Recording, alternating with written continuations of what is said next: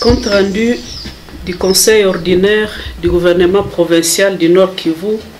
tenu le 23 juin 2017. Ce vendredi 23 juin 2017, dans la salle de réunion du gouvernorat de province,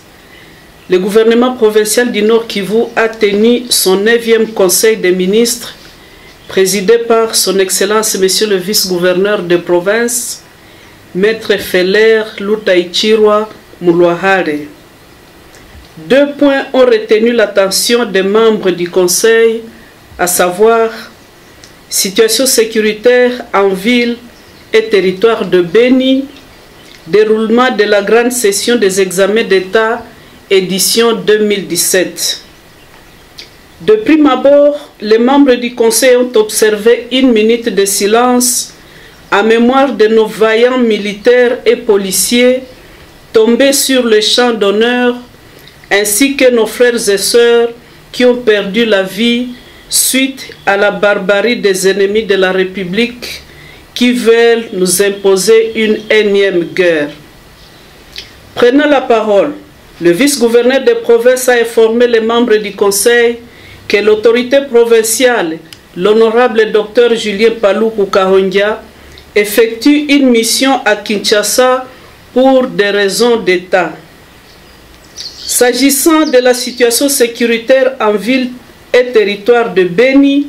le vice-gouverneur a rappelé à toute la population qu'après l'attaque de la prison de Kangwaï, qui a occasionné une évasion massive des prisonniers, les groupes rebelles, en connivence avec certains évadés, se sont encore une fois attaqués au FARDC déployé à Kabasha. Celles-ci ont réussi à les maîtriser et les mettre en déroute. Dans la matinée du jeudi 22 juin 2017, ces rebelles ont fait une incursion en ville de Beni, causant ainsi un climat de terreur au sein de la population. Au cours de cette aventure, les assaillants ont subi une lourde perte dont le bilan fait état de 13 morts, 16 capturés et 26 blessés. Malheureusement, 5 civils, 3 militaires et 2 policiers ont été tués, en plus de 2 élèves qui sont tombés évanouis en pleine session d'examen d'État. En effet, pour mémoire, son Excellence Monsieur le gouverneur de province avait, à son temps, alerté l'opinion sur la résurgence des mouvements Maï-Maï et l'occupation du Mont Carmel en ville de Butembo par des hors-la-loi dénommés Corps du Christ,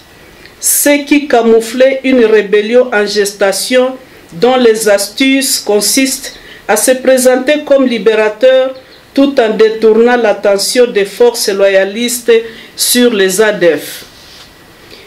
Maintenant que les masques de ces rebelles,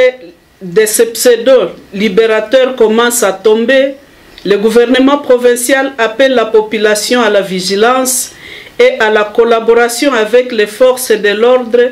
pour mater tout éventuel mouvement subversif et empêcher toute réorganisation des ADF. Aussi, l'autorité provinciale invite-t-elle les acteurs politiques, tant de la majorité que de l'opposition, à se liguer en un seul homme pour condamner ces attaques et décourager l'action de ces criminels qui risquent de ruiner la nation tout entière.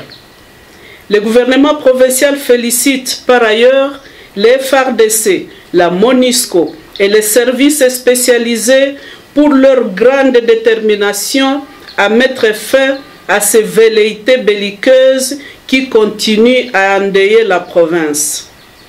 Cependant, l'attention du gouvernement provincial reste focalisée sur Beni, où une équipe d'évaluation sera urgemment déployée pour un état des lieux de la situation en vue d'apporter un appui,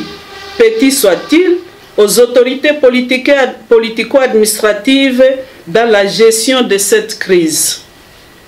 Au sujet des examens d'État édition 2017, Madame la ministre provinciale en charge de l'éducation a déploré les incidents malheureux survenus en ville de Béni, où le dernier jour des épreuves a été perturbé par l'incursion des Maï-Maï, pendant laquelle 2 lauréates ont perdu connaissance à cause d'un obus tombé sur l'Institut Bungulu qui abritait un centre d'examen d'État.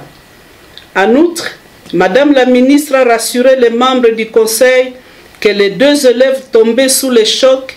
ont été admis à l'hôpital général de Béni et leur état de santé n'est pas actuellement à craindre.